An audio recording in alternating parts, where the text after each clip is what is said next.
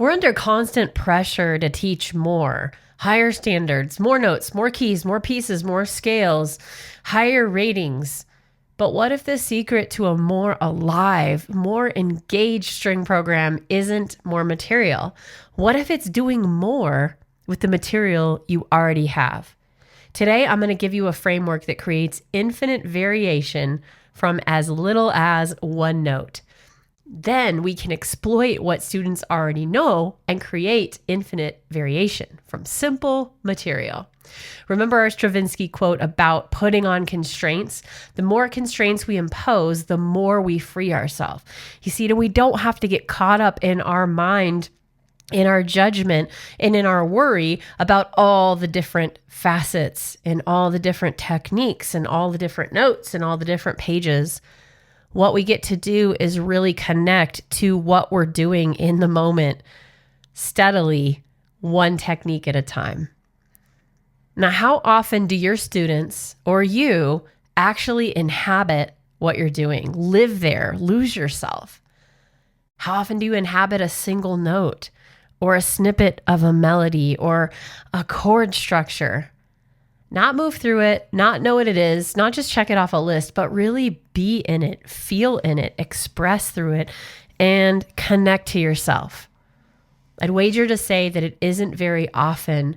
We spend a lot of time thinking about benchmarks and success and how to go from A to B and what other people are thinking about and how we have to show well.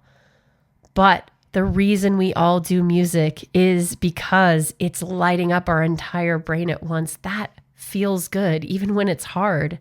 And the other reasons we do music are to connect to ourselves, to express, to be present in a way we can't be other ways, to be able to communicate with other people without words in any country, in any language. The language of music connects us. And that is special and brilliant. If we haven't met, I'm EP Archer, and I help committed adults play the violin with beautiful tone and confidence without giving up the music that they love. And we are in the middle of a series for string teachers. So if you teach violin, viola, cello, bass, orchestra, this is for you. Our framework today starts with a very simple principle. Start with what you know.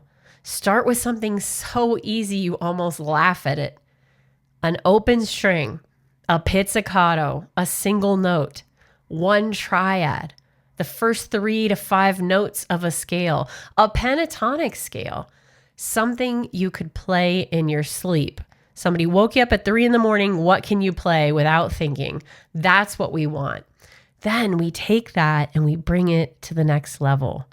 Whether that is with our right hand technique, our left hand technique, our posture, our ability to move while we're playing it, our aggressiveness, our sensitivity, our timbre, our tone, our texture, articulation, our bow stroke, vibrato, no vibrato, ghosting, harmonics, rhythms, patterns, note values, tone quality, rhythmic patterns, bow placement, contact point, sounding point, soltasto, colegno. Think about a technique that is in a piece that you're trying to teach that's a tricky technique or something new.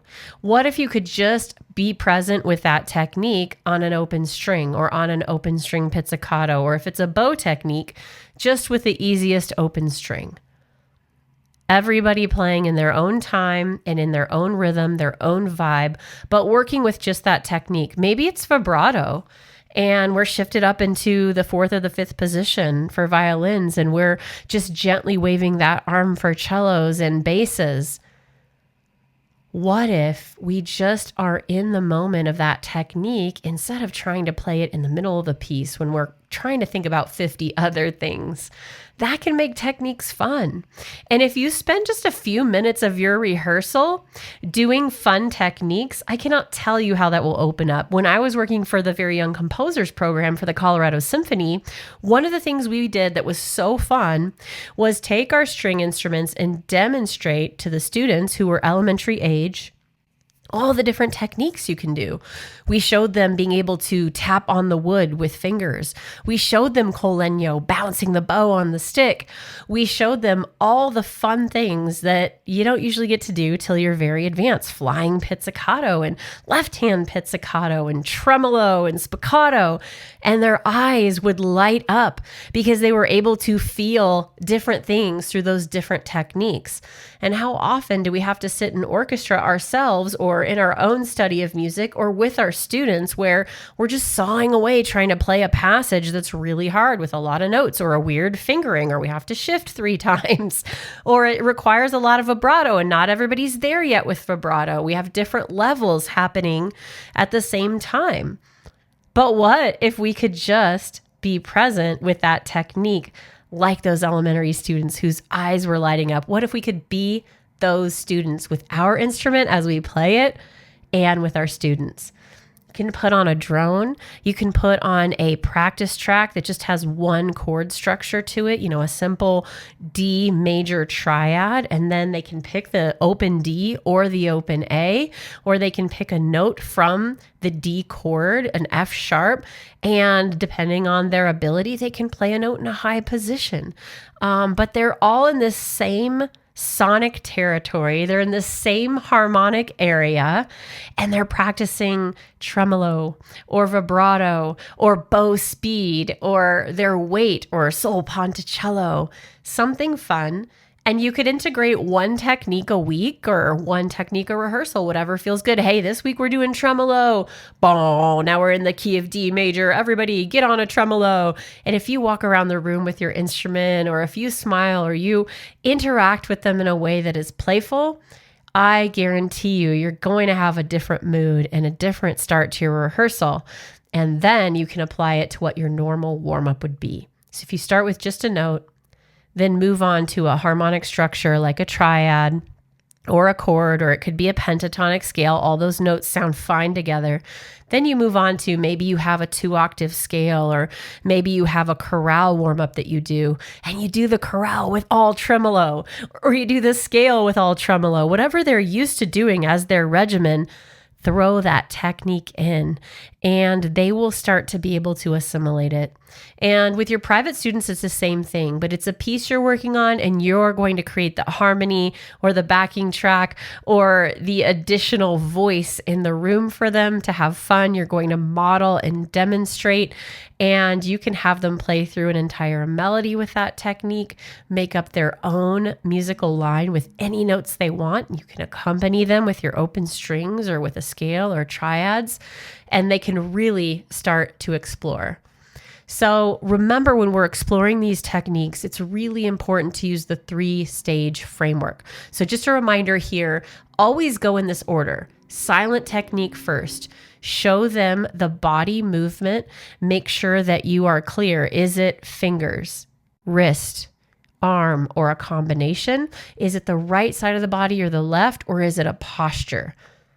Do these things in the air with a gentle sway.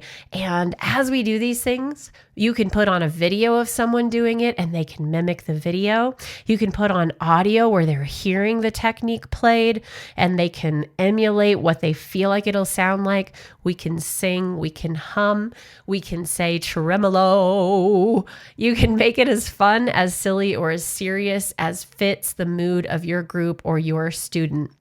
So number 1, silent technique with great posture, telling and isolating what part of the body it is. Is it finger? Is it wrist? Is it arm?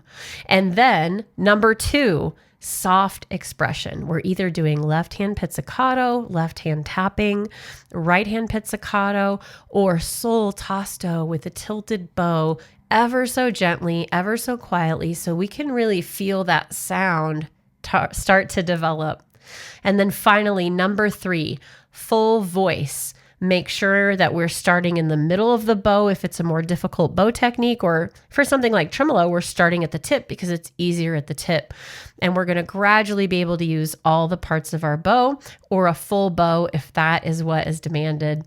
We're going slowly, open strings first, and then we're adding notes.